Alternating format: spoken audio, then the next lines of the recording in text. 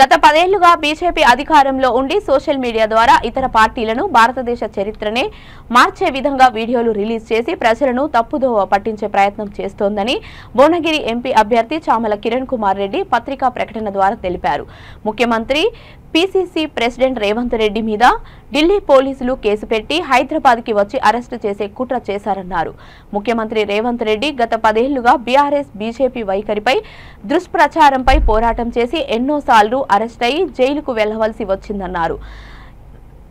వాళ్ళు ఎంత భయపెట్టినా భయపడే పరిస్థితి లేదని, ఒక్క ఓటు కూడా రాదు అనే సర్వే రిపోర్టర్లు రావడం వల్ల బీజేపీ తెలంగాణలో ఇలాంటి కుట్రలు కుతంత్రాలు చేస్తున్నట్లుగా కనిపిస్తోందని విమర్శించారు.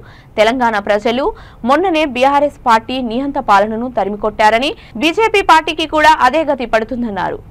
Delhi police arrived Hyderabad and summoned our PCC President and Chief Minister of Telangana, Sri Revanth Reddy ji.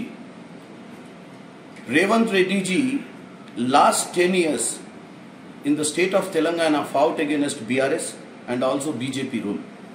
N number of times he got arrested and kept behind the bars when he was fighting for the common man cause. Today, BJP, which is doing everywhere in this country by arresting the leaders, by creating a panic in the parties to make sure that the parties will not emerge in their states. They are using the same formula in Telangana after knowing in the surveys that the BJP is not going to get a single seat in Telangana, and now they want to focus on a morphing video.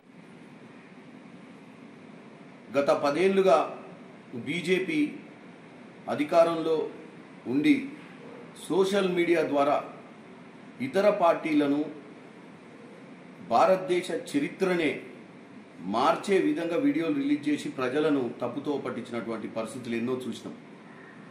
ఈరోజు మా ముఖ్యమంత్రి వర్యులు PCC president గారి మీద ఢిల్లీ పోలీసులు case పెట్టి అతి ఉత్సాహంతో హైదరాబాద్కు వచ్చి అరెస్ట్ చేసే ప్రయత్నం చేశారు.